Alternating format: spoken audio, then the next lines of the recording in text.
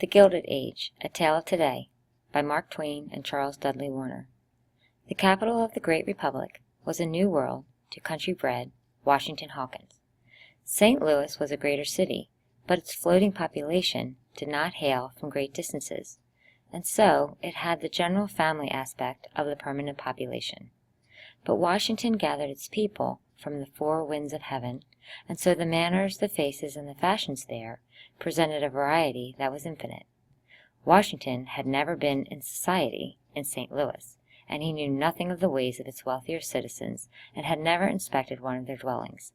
Consequently, everything in the nature of modern fashion and grandeur was a new and wonderful revelation to him. Washington is an interesting city to any of us. It seems to become more and more interesting the oftener we visit it. Perhaps the reader has never been there. Very well. You arrive either at night, rather too late to do anything or see anything until morning, or you arrive so early in the morning that you consider it best to go to your hotel and sleep an hour or two while the sun bothers along over the Atlantic. You cannot well arrive at a pleasant intermediate hour, because the railway corporation that keeps the keys of the only door that leads into the town or out of it take care of that. You arrive in tolerably good spirits, because it is only 38 miles from Baltimore to the capital, and so you have only been insulted 3 times, provided you are not in a sleeping car. The average is higher there.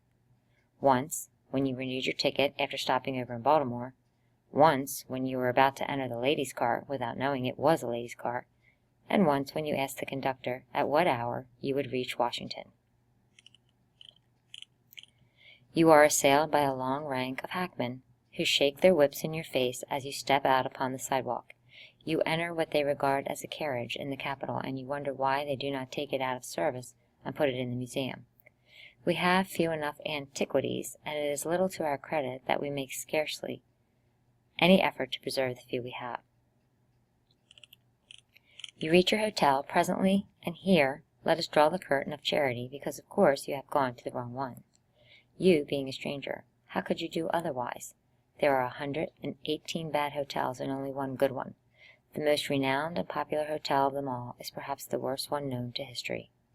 It is winter and night. When you arrived, it was snowing. When you reached the hotel, it was sleeting. When you went to bed, it was raining. During the night, it froze hard, and the wind blew some chimneys down. When you got up in the morning, it was foggy. When you finished your breakfast at 10 o'clock and went out, the sunshine was brilliant, the weather balmy and delicious, and the mud and slush deep and all-pervading. You will like the climate when you get used to it. You naturally wish to view the city, so you take an umbrella, an overcoat, and a fan, and go forth. The prominent features you soon locate and get familiar with.